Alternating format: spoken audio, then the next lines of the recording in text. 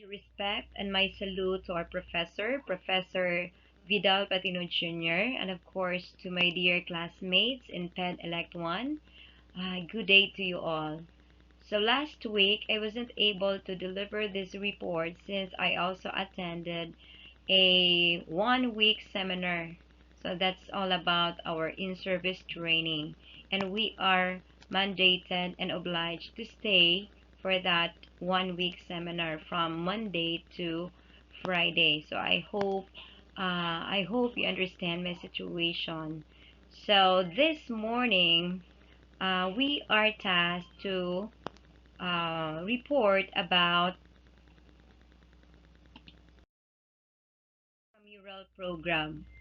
So yours truly and Miss Romero are assigned to discuss about this topic. Okay, so what are the subtopics of this topic? We have here the purpose of the intramural program, the objectives of the school intramural program, and the program of activities. We will define first what is intramural program. So, intramural program is a phase of the school physical education program that can be considered as an extra class or recreational program which provides a laboratory for further use or practice of the skills developed in the required instructional program. So, it simply means that intramural program is a program that is called extra class in instructional program. Now, what are the purposes of the intramural program? So we have here the purposes. First, we have extension of the instructional program, motivation for exercise after school, opportunity to play, supervision for competition, provide facilities for the program. So first, we have the extension of the instructional program. Okay, so perfect example. Okay, the time allotment for the required class or instructional program in physical education is not sufficient for the daily vigorous activity needed for normal growth and development, no matter how vigorous may be the activity. So, as future teachers, okay, me as a permanent employee in DepEd, so nakita na gyud nako ang kakulangon sa oras sa PE. Okay, the time allotment in PE is really not enough. So that's why we need an extension, okay, for us to finish all the competencies in that particular semester or in that particular quarter. Okay, so in this case, so the role of this program is to provide the extension of instruction which allows students to carry on the exercise programs beyond school hours. So that's the role of this intramural program. The next purpose is motivation for exercise after school. Okay, perfect example.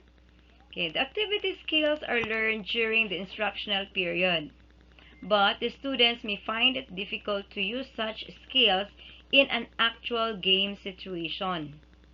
Okay, so nakaagi na taani nga situation, di ba? Okay, the role of this intramural program, okay, will encourage them to continue practicing the skills taught in class in order for them to master that specific skill. Okay, next one is opportunity to play. Example, many students, especially the academically inclined, may have the desire to urge to play, but their daily routine activities does not provide opportunity for vigorous play activities or they may have the desire and time, but the opportunity to be with students of their own age, to be a part of the group, to learn cooperation and teamwork and physical activity is not available. Okay, so just like for example, the students who are really inclined academically, so dili man na sila kaayo makabalance sa ilahang time, no? Kay now, first and foremost, unahon gyud nila ang ilahang academic. Okay? They also have the desire to play. But then sa gikaingon ko na ganiha, okay, there is no enough time. So that's why, okay, that's the role. What's the role of this program in this case? This program provides opportunity by organizing tournaments and informal activities and by making space, equipment, and leadership available. Okay, so that's next. Supervision for competition. So there should always be an adult supervision of intramural sports. Okay, so take note. You'll soon be the next employees in DepEd, no? Then I'm sure most of you will become coaches someday, right? Coaches, tournament managers, trainers, whatever. So you should always remember that in every game that you are going to conduct, there should always be an adult supervision. Okay, dili pwede og biyaan kay basin magsinumbagay na sila diha o di ba ha mag walay ma-success nga duha kay ngano walay adult supervision. Okay, next, the adult should be available to ensure a safe environment, settle disputes, and see that the objectives of the program are met. Okay, so as part of the program, so since you are one of the person who will conduct, okay, you are going to ensure a safe environment. Okay, you also have to settle disputes and see that the objective of the program are met. And you should always inject the the spirit of sportsmanship. Okay, next. The last purpose is to provide facilities for the program. Okay, so take note, future pest coordinators. Okay, you should always have a coordination to the school administration because they are the one who will provide adequate space, equipment, supplies, and personnel for the intramural program. So all you have to do is to facilitate the program, not to shoulder everything. Now, we are done with the purposes. Now, let's move on to the objectives of the program. Okay? In consideration of the purpose of the intramural program, it aims to provide a setting for the enhancement of health through active participation in wholesome activities. So, in this program, this will help us to enhance our health, okay, for us to achieve a holistic health. Next, an opportunity to develop further the needed skills in recreational activities to experience the thrill of competition. Okay, so na-experience mo nato, no? Especially during intramural program. Okay, na-feel good nato ang thrill. Labi na og nag-championship round na. Okay, the final round. Yeah, nakita nato nga close kaayo ang fight. So, naagyod ang thrill, diha, thrill of competition. Next, an opportunity to experience the feeling of cooperation and loyalty to the group. Okay, so nagapromote sa ni siya og teamwork, unity, and cooperation as well as loyalty to the group. Next, a laboratory for the development of sportsmanship, fair play, and other worthwhile traits. Okay, so yun ani ka nindot ang atong program, no? Next, an opportunity to learn pleasurable and satisfying recreational activities for recreation. Okay, so nangita kag lingaw, no? So diha jud ang pinakalingaw labi na kon ting intrams na, no? Makita nato nga ang mga athletes grabe ang ilang kalipay as well as the spectators. Next, we have the program of activities. Okay? Parallel to the required or instructional physical education program, so that the students will be provided with the opportunity to put into practice the skills learned in the class period. Okay? So in this case, intramural program is considered as an extension of the instructional program. Okay, simple as that.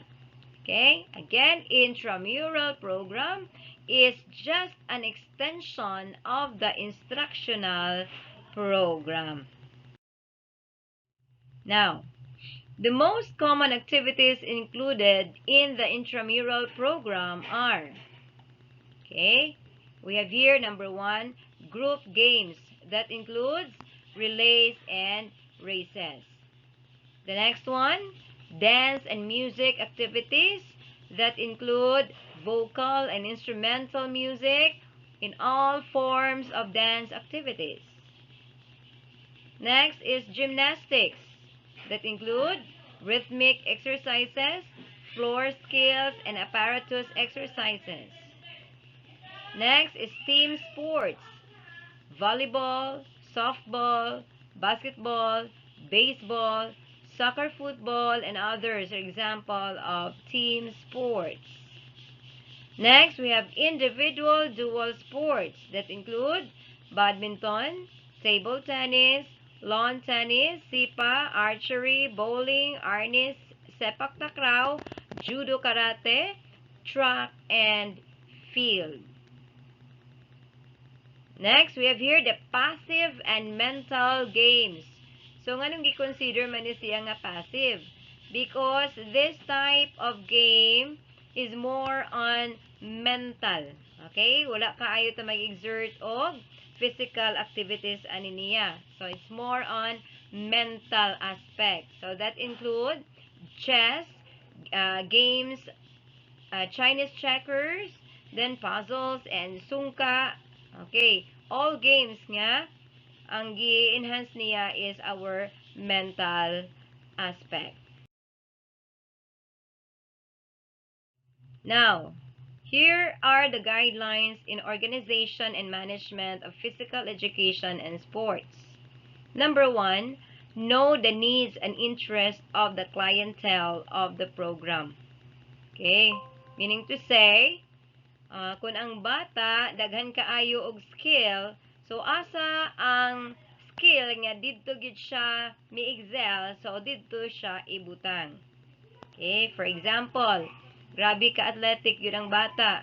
Ngayon siya, no, mo duha ko ani ma, mo duha ko ani, no? So papilion nimo siya or tan-awon nimo ang iyahang record. Ug asa siya mi-excel, so didto siya ibutang. Okay. Next is offer a progression of activities to be introduced from the elementary through college level. So, ang ubang mga schools, okay, para dili na sila maglisod sa pagpili, so number 1, yun ang ilahang tanawon, ang record sa bata from elementary to high school up to college. Next, give emphasis in activities taught in the instructional program that have implications for adult living. Okay, kinahanglan na ay emphasis. Emphasize nimo ang mga activities nga gitudlo sa school. Kung doon na ba ni implication for adult living. Next, offer recreational activities that foster wholesome boy-girl relationship. Okay, so yun ani, imong i-consider ang ilahang gender, no? So for example, I had a student before nga grabe gyud, tumbuyon siya, no? At to the extent nga dili na siya mo duwa og mga pangbabayi nga duwa. So, kasagaran pang lalaki gyud ang iyahang apilan. So, tungod lagi kay dili man gyud siya pwede nga itapo sa mga laki kay bayi man siya. So, dili siya pwede nga mabilong sa boys category. No? So, that's it. So, i-consider po nato ang gender sa ato ang athletes. Next, consider the seasons of the year as well as the local conditions. Okay, for example, naamoy kaming nga mga sports programs, no, sa school. So, number one, ang imuhang tan-awon pod ang season sa tuig. Okay? So, dili nimo itunong sa tuig nga ting-uwan, no? Imuha pong paminawon nga kana nga bulan dili kaayo ting-uwan, no? Then another one, the local conditions. For example, naay kami nga low pressure baron or bagyo. So kinahanglan imong makig-coordinate ka sa inyuhang mga heads diha kon ipadayon ba or dili ang inyuhang duwa. Now, what are the salient points learned from the topic? Okay? Number one, every physical educator will agree that the instructional period alone is insufficient for vigorous activities. That is why we need to have an extra class as an extension of the instructional program through intramural program. Next one, a good physical educator may be able to organize the class so well that much of the allotted time is really spent for skills development. So there is still a general feeling that the time is not enough for activities to enhance growth and development of our growing children. Therefore, okay, so there is a need to provide time for physical activities beyond the class physical education period. And the answer to this need is an organized and well-planned intramural program. Now, before I end this presentation, allow me to give this very familiar expression, a healthy mind in a healthy body. That simply means physical exercise is an important or essential part of mental and psychological well-being. So therefore, we need to encourage our students to be physically active. Thank you for listening, and that ends my report. Once again, this is Mrs. Nancy B. Borges saying, keep safe, everyone.